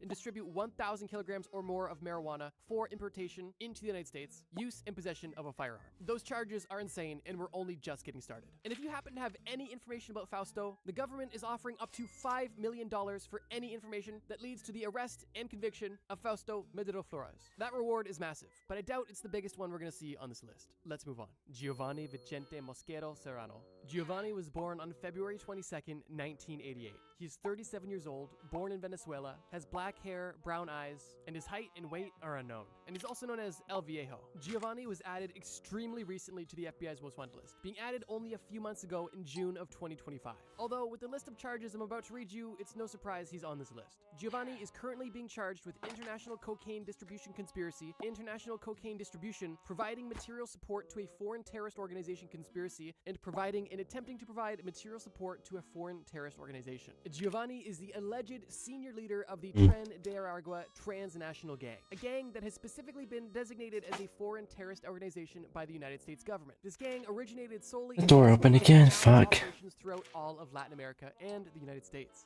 And the primary reason why Giovanni is on this list is because the gang that he is the alleged senior leader of is allegedly responsible for sending gang members into the United States to engage in drug trafficking, human trafficking, weapons trafficking, and other violent crimes. The hunt for Giovanni specifically is actually part of battery's dead. in the United States Oh, known battery. as Operation My mouse Take battery's America, dead. which is a DOJ-led campaign targeting cartels and violent gangs that are based in other countries but operating within the United States. And not only is there support from the FBI in this investigation, but there's also support from DEA, CIA, and other international partners. As of today, it is believed that Giovanni is either in Colombia or Venezuela. And if you have any information that could lead to the conviction or arrest of Giovanni, the US government is offering $3 million for your information. Omar Alexander Cardenas. Omar was born on March 23rd, 1995, in Los Angeles, California. He is currently 30 years old, has dark brown hair and brown eyes, and is approximately 5'6" and roughly 250 to 300 pounds. An insane.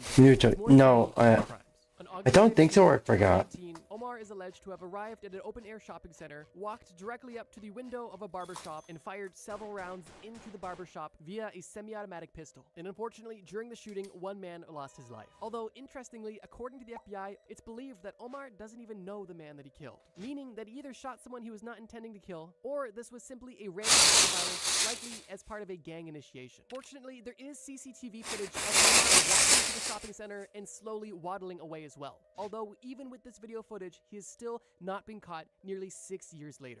According to the FBI, it is alleged that Omar is involved with the Pierce Street Gang in Los Angeles. And it's also believed that his street name is Dollar, likely short for Dollar Menu. In all seriousness though, Omar is currently facing the charges of unlawful flight to avoid prosecution and murder. And once again, according to the FBI, it is believed that he has also been involved with other violent... I cried at the At him with a song. Mm. crimes as well, further adding to the terror this man has caused. It is reported that Omar often has a beard and also sometimes wears thick prescription glasses. And the FBI also believes that Omar may be in Mexico but could possibly be anywhere in the United States. To me, it's still shocking that 6 years later, this man that killed somebody in broad daylight on camera is still free to this day. But it's for this reason that the FBI is currently offering $250,000 for any information that could lead to the arrest or conviction of Omar Alexander Cardenas. Alejandro Castillo. Alejandro, or Alex Castillo, was born on November 26, 1998, making him the youngest person on this list, being only 26 years old at the time of recording. He was born in Arizona, has black hair, brown eyes, is 5 feet 6 inches tall, and weighs approximately 180 to 190 pounds. Similar to Omar, Alejandro is wanted for unlawful flight to avoid prosecution and murder. But in case that wasn't crazy enough, the story behind it makes it even crazier. In August of 2016, Alejandro was working in a Shomar's restaurant in Charlotte, North Carolina. He worked at this restaurant with his current girlfriend Mia and his ex-girlfriend Sandy. At this time, Alejandro was 17, Mia was 19, and Sandy was 23. An investigation by the FBI and Charlotte police revealed that Alejandro actually borrowed and owed Sandy $1,000. Although this was a debt he never intended to repay. Phone records were able to confirm that on August 9th, 2016, Alejandro had contacted Sandy telling her that they should meet up so he can pay her the money he owed her. Sandy agreed to meet up with him and they met at a Quick Trip in Charlotte. And what happened next was genuinely disturbing. When the two met at the Quick Trip gas station, Alejandro quickly forced Sandy to take out all of the money she could out of an ATM, and then it's suspected that he took her car with her in it to a remote location where he took Sandy out of the vehicle, shot her, killing her instantly, dumped her body in the ditch, and then stole her car to... Oh, I have to go sleep. See you. Have a nice. Well, see ya. Have a nice day. Have a nice day, evening, or night. Matinee. Sleep well.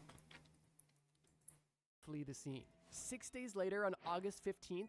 Space, hi. Welcome, welcome. We're just doing some YouTube reactions.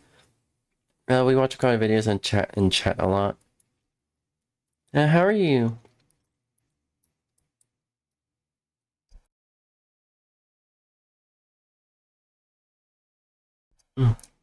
How's your day?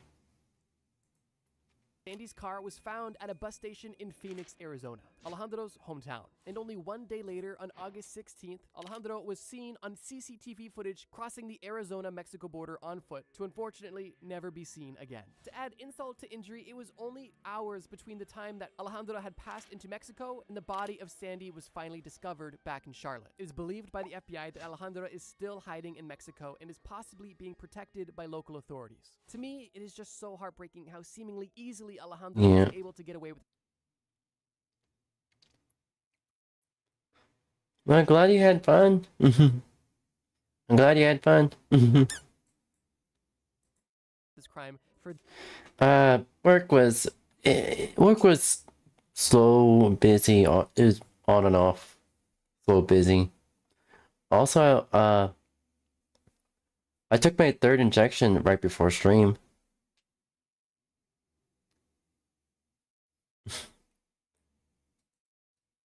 What? Yeah. this long. However, there is still hope that justice will finally be served. It is for that reason that the United States government is offering up to $250,000 for any information that could lead to the arrest or conviction of Alejandro Castillo. Wilver. You know, why didn't they just already send undercover agents to Mexico and search for him? Like, obviously he's still getting paid. Like, why didn't you just at least send undercover agents to look for him? He could be anywhere, yes, but slowly infiltrating some communities and not by giving away and not risking giving away, but to get information from the locals directly. Wilver was born in Colombia on October 21st, 1981, meaning he just celebrated his 44th birthday. He has brown eyes, black hair, and is believed to be 5'7" to 5'9" and roughly 190 pounds. And while Wilver may seem unassuming, his list of charges are... I was busy today, boy. Me too. And body's aching Friday long. Ooh, yeah. Yep, that'll do it. And I really hope you you get the rest you need. I really do. 𝙂𝙚 is currently wanted for narco-terrorism and international cocaine distribution. The FBI has confirmed that 𝙂𝙚 is a high-ranking member of the National Liberation Army, or ELN, and is wanted for his association with the drug trafficking activities of the ELN Northeastern Warfront, which is a region that stretches across Colombia and Venezuela. The ELN Northeastern Warfront oversees multiple laboratories that produce over 200 tons of cocaine every single year, and this product is distributed globally. It's alleged that the massive profits from these drug operations go directly to funding domestic terrorism, political corruption, and even to subvert U.S. national security and law enforcement interests in the region in which he operates. Like most gangs and cartels, the ELN is not only associated with the production and distribution of drugs, but also with other crimes such as murder, extortion, torture, and kidnapping. That is all also in addition to funding political corruption and funding literal terrorism. The FBI not only recognizes ELN as a drug trafficking and a terrorist organization, but also as an army, specifically recruiting young men that are poor and have no other option, usually intimidating them with violence, making them feel like their only two options in life of either being a poor victim or a rich, powerful member of their army. And unfortunately for many individuals, the story that ELN is selling is appealing, and sadly typically results in the tragic death of these young men who didn't know any better. The FBI is dedicated to bringing 𝙂𝙚 to justice after his multi-decade-long narcotics conspiracy, as well as his involvement in ELN's other operations, which is why, for that reason, he's been on the list since 2020, and the U.S. government is currently offering up to $5 million for any information that leads to 𝙂𝙚's arrest or conviction. But be warned, it should kind of go without saying, but 𝙂𝙚 is considered armed and dangerous. Bhadresh Kumar Patel. Bhadresh Kumar was born on May 15th, 1990 in India. He's currently 35 years old, is 5'9", and is approximately 165 pounds. He has brown hair and brown eyes, and he is wanted for the following crimes: unlawful flight to avoid prosecution, first-degree murder, second-degree murder, first-degree assault, second-degree assault, and dangerous weapon with intent to injure. The story of Bhadresh Kumar is extremely disturbing, and also rings similar to the story we told of Alejandro, for reasons you'll see shortly. In 2015, Bhadresh Kumar and his newlywed wife moved from India to the United States, where they both lived and worked at a donut shop in Maryland. On April 12th of 2015, both Bhadresh Kumar and his wife were working the night shift together, and it was during this night shift when Bhadresh Kumar's wife, Palak, happened to take a phone call with her family where she expressed that she wanted to go back home to India. During this time as well, the FBI reported that Bhadresh Kumar and Palak's visas also expired, giving them good reason to visit home. However, Palak would never have the opportunity to visit home again. During Palak's phone call to her family, Bhadresh Kumar asked his wife to follow him into the back room of the donut shop, where he then allegedly stabbed her multiple times to death. And shockingly, what the fuck? A lot of this encounter is captured on CCTV. At the time, Bhadresh Kumar was only 25 years old, and his wife was only 21. And after the horrific event took place, you can actually see Bhadresh Kumar walking casually out of the back as if nothing happened. Following this event, Bhadresh Kumar left the donut shop, went home, grabbed cash, his passport, and immediately went to a hotel where he stayed the night. He checked into the hotel at 3 a.m. and checked out at 10 a.m. And this was once again captured on CCTV. When Bhadresh Kumar left the hotel, he was driven by a taxi driver to Newark Penn Station, where he was never seen again. And after 2 years of searching with no success, the FBI decided to add Bhadresh Kumar to the FBI's 10 most wanted list. And since its creation in 2017, Bhadresh Kumar has remained on the list, and unfortunately, at large. Your VTuber avatar is so cute. Yeah, thank you, thank you. Also, I plan on making a Halloween costume for my avatar, so we can have a special Halloween stream. Yee. Yee.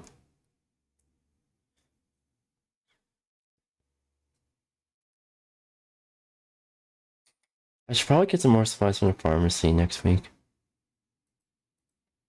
The FBI is currently offering up to $250,000 for any information that leads to the arrest or conviction of. Oh, yeah, we need to do more collabs. Let's see. It says here. All right, I am off Sunday if you're up to do a collab.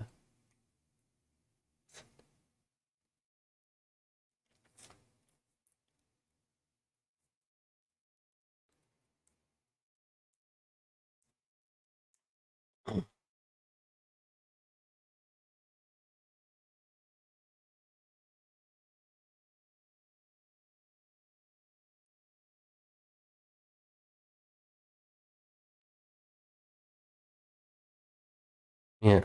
I'm mainly off Thursdays and Sundays, so it's those 2 days I can do a collab.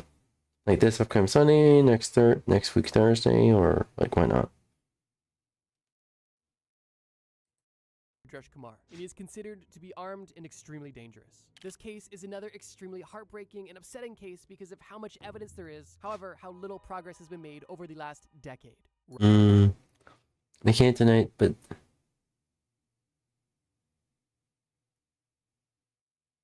yeah, I was just saying Sunday. I was saying this Sunday I'm off. Like, yeah. Oh, I do subcutaneous injections. It's actually relatively painless. Yeah. Ryan James wedding. So far, we've talked about a lot of upsetting and disturbing and twisted cases, but this one is likely one of the most interesting because of the sheer twists and turns. Let me just get right into it. Ryan was born on September 14th, 1981 in Canada. He's 44 years old, has brown hair, blue eyes, and is roughly 6'3" and 240 pounds. Ooh. And the list of charges against Ryan are long. Conspiracy to distribute and Also, Space, I give you head pats. You're a good girl. And boop, your nose. possess with intent to distribute controlled substances, conspiracy to export cocaine, continuing criminal enterprise, murder in connection with a continuing criminal enterprise and drug crime, attempting to commit murder in connection with a continuing criminal enterprise and drug crime. Yes, that was hard to say. Ryan also goes by El Jefe, and if he looks familiar, it might be because you've seen him on the literal Olympics. That's right, Ryan competed in the 2002 Winter Olympic Games in Salt Lake City and was an Olympic snowboarder. And I guess you could say he's technically still hitting the powder to this day. Now, jokes aside, oh no. to then being the kingpin of an international drug smuggling ring. Yeah, it is amazing. It is indeed amazing. What? It's amazing. Is a pretty interesting career shift. However, Ryan's criminal career is nothing. Hydrate. Ryan is alleged to not only run but participate in one of the largest drug trafficking operations that routinely ships hundreds of kilograms of cocaine from Colombia directly through Mexico, California, and even all the way to Canada, as well as other states in the United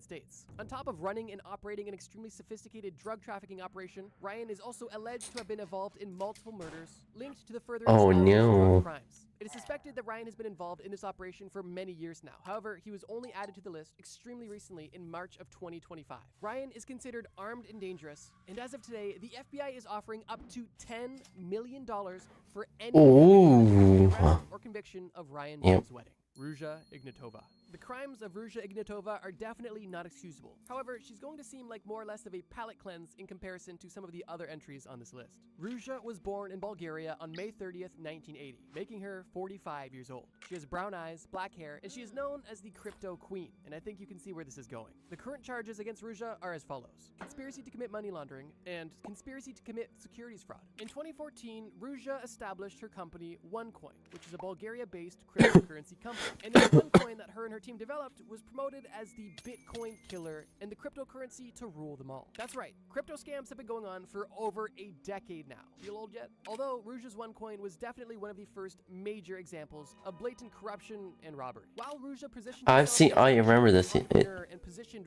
OneCoin as the future of cryptocurrency, OneCoin was created. This coin crashed so fucking hard. It's no wonder why she's on the FBI most wanted list.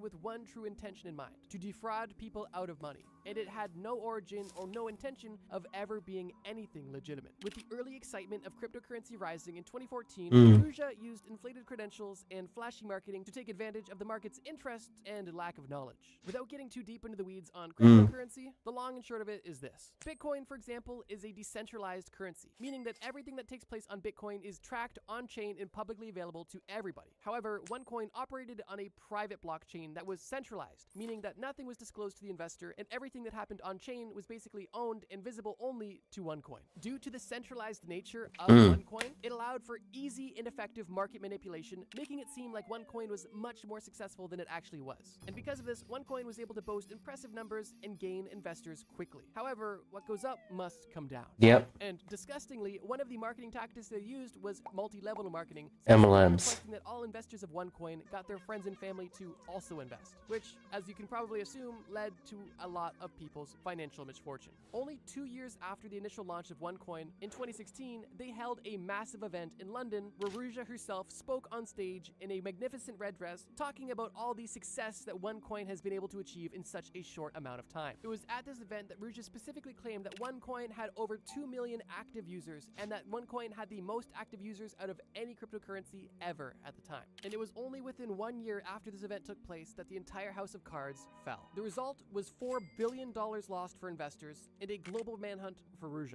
𝙂𝙚 was officially charged with the crimes associated with OneCoin in 2017. And unfortunately, 2017 was the last time 𝙂𝙚 was ever seen, as she was spotted traveling from Sofia, Bulgaria to Athens, Greece. At the time of making this video, 𝙂𝙚 was the 11th woman ever to be added in its 75 years of existence. And today, the FBI is offering up to $5 million for any information that leads to the arrest or conviction of 𝙂𝙚 Ignatova. 𝙂𝙚 𝙂𝙚 was born on February 13th, 1982 in Honduras. He is 5'5" and weighs 160 pounds and has black hair and brown eyes. And while this man may have a petite stature, his list of crimes is anything but small. 𝙂𝙚 is currently charged with the following crimes: racketeering conspiracy, cocaine importation conspiracy, possession of machine guns, and conspiracy to possess machine guns. But his list of true crimes goes far beyond these charges. 𝙂𝙚 is the alleged leader of the infamous MS-13 gang for all of Honduras. MS-13 is an extremely dangerous transnational gang whose sole purpose is violence. MS-13 uses violent acts worldwide to support their prestige,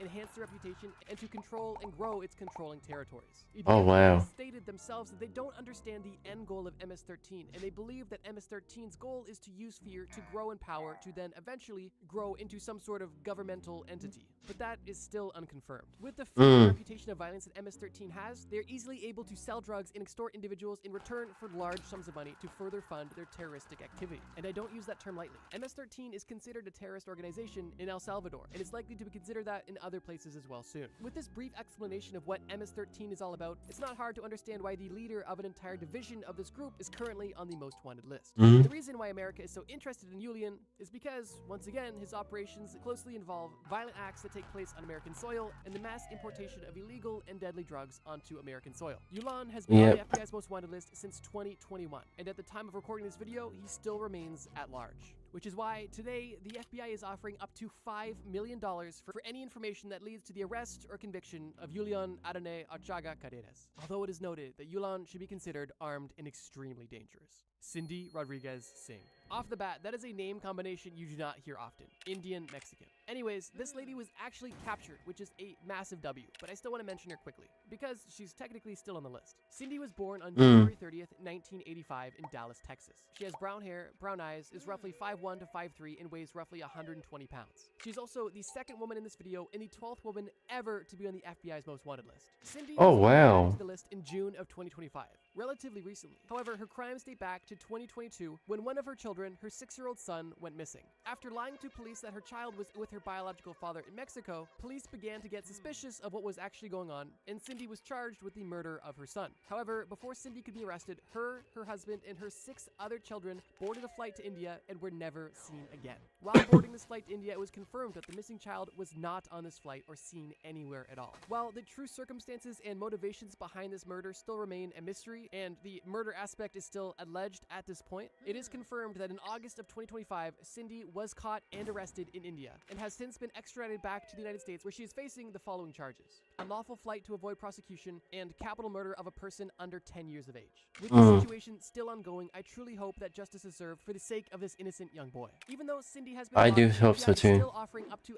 $250,000 for anybody who has information that leads to the conviction of Cindy Rodriguez Singh. Now, even though that is the 10 most wanted list as of now, the video isn't over yet, because I want to give 4 quick updates on people that were on the list in my last video nearly a year ago that are no longer on the list. So let's quickly do a speed round. 𝙂𝙚 𝘼𝙚 was on the the list in my last video, but unfortunately it was removed from the most wanted list on July 1st, 2025. Now, this is upsetting simply because he wasn't caught and no criminal justice has been served. In case you aren't familiar, 𝙂𝙚𝙣𝙚𝙧𝙖𝙩 is the leader of one of the most dangerous gangs in all of Haiti. And the gang that he operates is responsible for numerous murders of police officers, kidnappings of tourists and missionaries in Haiti, and other organized crime-related activities. 𝙂𝙚𝙣𝙚𝙧𝙖𝙩 is powerful and extremely dangerous. And unfortunately, he is still on the loose. According to the FBI, he was removed from the FBI's most wanted list because it was determined he no longer fit the criteria, and he was actually replaced with Rodriguez Singh, which I guess makes it a bit better because having Singh added to the list resulted in her being arrested only 2 months after being featured on the list, meaning that the list at least works sometimes. Alexis Flores was removed from the most wanted list on March 6th, 2025, once again, unfortunately, because it was determined he no longer fits the criteria. As a refresher, Alexis Flores is alleged to have murdered and assaulted a 5-year-old girl in Philadelphia, Pennsylvania in the year 2000. He was added to the list in 2007 and was removed only a few months ago in 2025. And unfortunately, this man is still on the loose 25 years later after committing such an atrocious crime. Donald Eugene Fields II was caught on January 25th, 2025, relatively recently, and he was on the list because of his involvement in child trafficking from 2013 to 2017. Donald was officially added to the FBI's most wanted list in 2023. Unfortunately, he was caught only 2 years later. And finally, Arnaldo Jimenez was caught on January 30th, 2025, only 5 days after Donald was caught. Arnaldo was added to the list in May of 2019 after he brutally murdered his wife only hours after his wife. He left her body in the bathtub of their apartment and then fled from the scene until January of 2025. And ladies and gentlemen, there we have it. The 2025 update of the FBI's most wanted list. If you guys enjoyed this video and would like additional updates, that's something I think I'd be down for. I know this video got pretty dark, so if you wanted to watch a video that was a bit more fun, check out the video on screen right now. It's a video about survival myths that would actually get you killed, so if you're interested in seeing... It's 2008 all over again for gamers. If you didn't know, one of the biggest digital economies just crashed almost 50% to $3 billion from an all-time high of about $6 billion.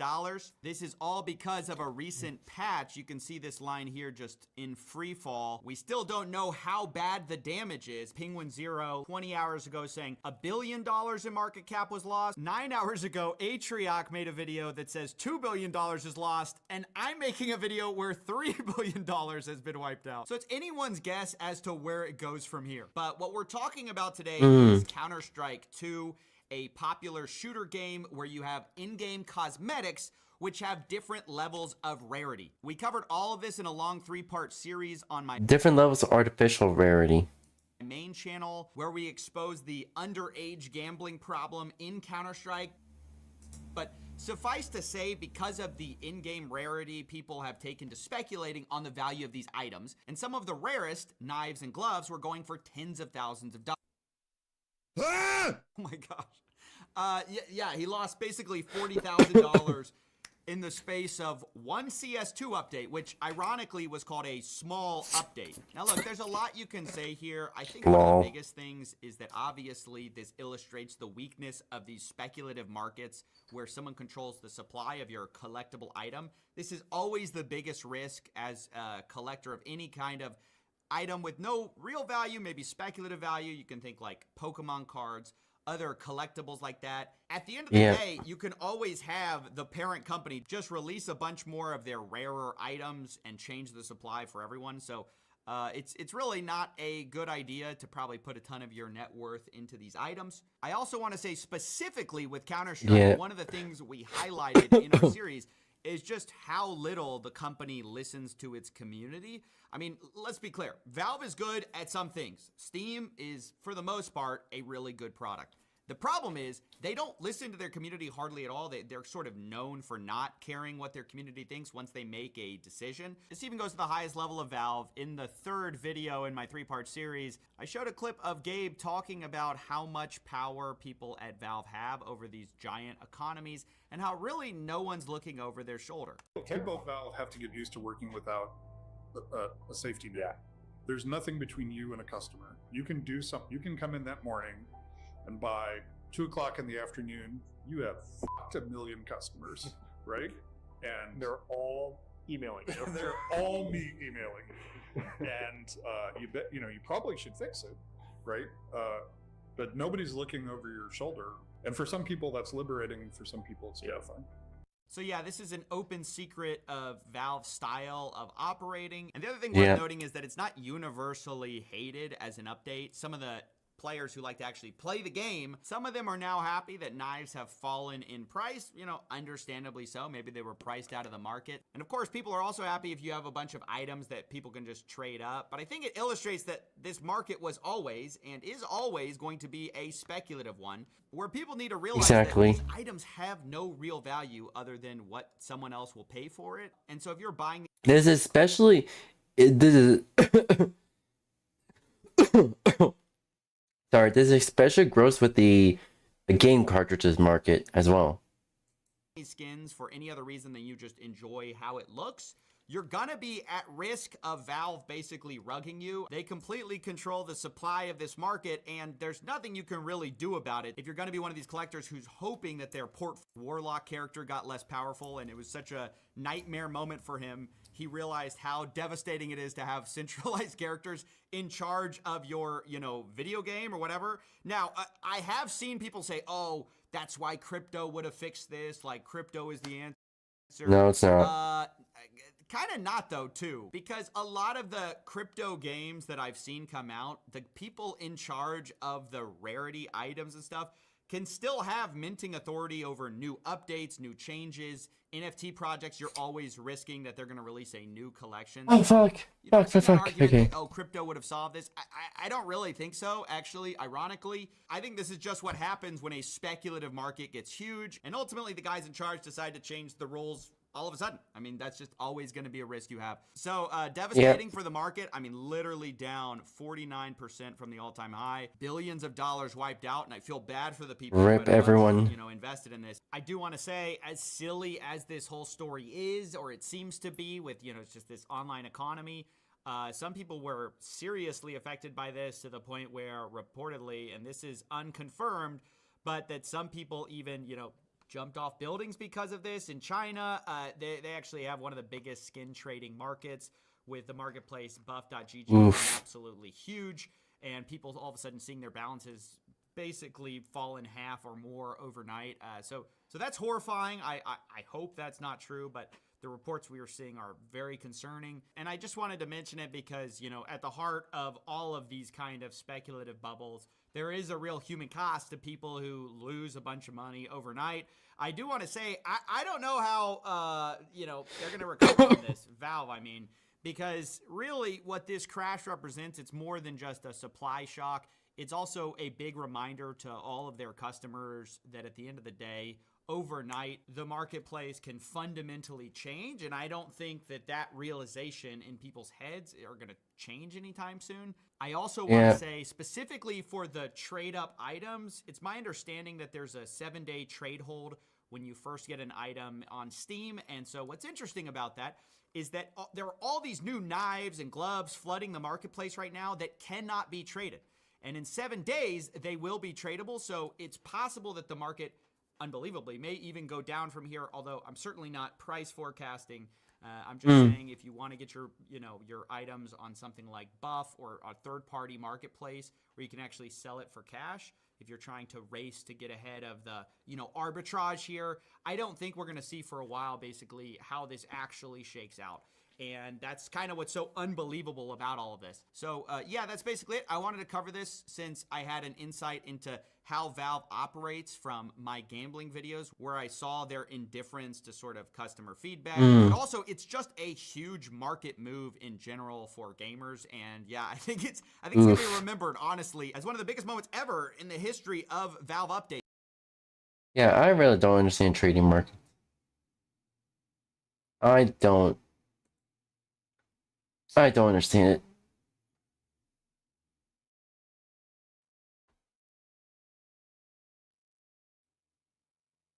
Ooh.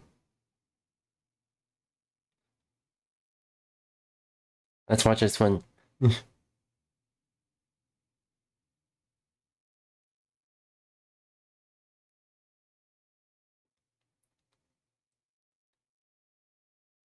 on.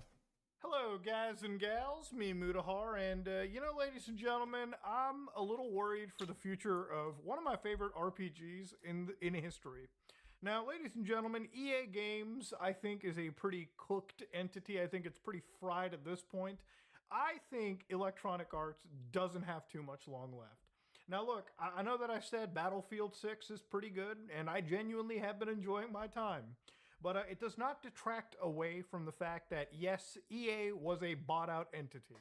Now, how do we start this video off, ladies and gentlemen?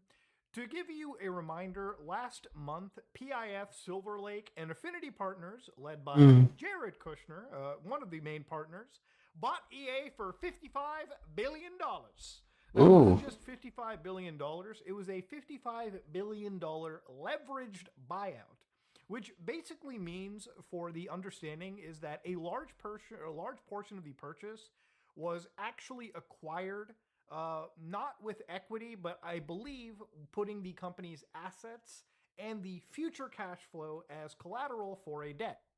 Now, because of such a leveraged buyout, it was something around $20 billion they got a loan as part of this buyout from Jesus Christ. And so all technical and financial nerdiness aside, that basically means EA has to be making so much fucking money going into the fourth. They have to be breaking record after record after record. So obviously for somebody that's interested in single player games like me, these tend to do, I think, pretty well. Like Dead Space Remake, even if it was a remake, I thought it was a pretty good EA game. Turns out it wasn't that great because Dead Space 2, from what I understand, never really got its remake materialized. In fact, Dead Space as a single player franchise is deader than Elvis, okay? It's not existent. Now, EA released years ago Mass Effect Legendary Edition, one of my favorite video games. I think, if anything, it's the best way to play Mass Effect. Like, just, if you're totally lazy, you don't want to go through modding anything, you just want to have every bit of DLC Sans Pinnacle Station available, just put in a disc, download it on Steam or something, and just play through Mass Effect 1, 2, and 3. One of the best sets of single-player RPGs ever imaginable. You know, it's like perfect evolution over Knights of the Old Republic. Just an absolute showcase from the guys and gals over at BioWare, okay? Nowadays, Mass Effect isn't worth shit, okay? They have remade this game years ago. There's not a peep about anything Mass Effect 5 related. And we all know how amazing Mass Effect Andromeda was at launch and just how much of a lasting legacy it left. Now, the thing about this is, the reason I'm mentioning it, ladies and gentlemen, is yesterday, something mind-blowing had occurred.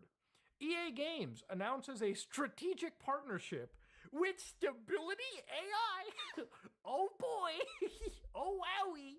So in collaboration with Electronic Arts, oh no, ways to add the value I don't like this. Of generative AI to creative workflows to open new doors for rapid prototyping and visual storytelling, enabling artists and developers to imagine, visualize, and refine game experiences faster and at a larger scale. So again, to explain more specifically what's going on, some of the basically, they're using AI to fast-track development of games so they can make a profit. First initiatives is accelerating the creation of PBR materials, which make possible to generate 2D textures while maintaining true color and light accuracy. So they gave an actual example of how this is going to be used to, I guess, cut down on developer time and bloat and whatnot. Now, the reason I kind of mention this connection is it's not good. You know, a lot of artists, a lot of people in the industry will tell you that, you know, this is something that ultimately is designed to cut down on jobs. Okay, that's the first and most important. Remember, when I told you the leverage buyout that EA had, the important part for them was to make money. Now, if you're some bean counter with no connection to video games or no understanding of just how important this stuff is to the gamers and the people that make video games, for them, the AI shit is amazing, you know? Like, fucking get rid of, like, 300, 400 employees who are developing the video game, you know, people who are writing the fucking code, drawing the fucking experiences, you know, texturing the goddamn experience, fucking crafting the cutscenes, writing the stories. Yeah, let's just start getting rid of all that, chop it out, and then replace it with Gen AI experiences. You know, this is not It's gonna go the terribly. fucking developer happy, because they know the moment these tools get introduced, their job security is effectively non-existent. And gamers hate this because it's so easy to identify human created art and then the fucking generic slop that gets sludged out. You know, people were not light when it came to Call of Duty using this kind of shit for things like calling cards or anything at the time. It was pure laziness, and it showed that for even a game that is making... I think at this point in time, it's better to be an indie developer than be a corporate game developer. Gangbuster amounts of money, okay? These companies will always find a way to reduce the amount of money they spend just to maximize returns. And why wouldn't they? It's a fucking business. Of course it is.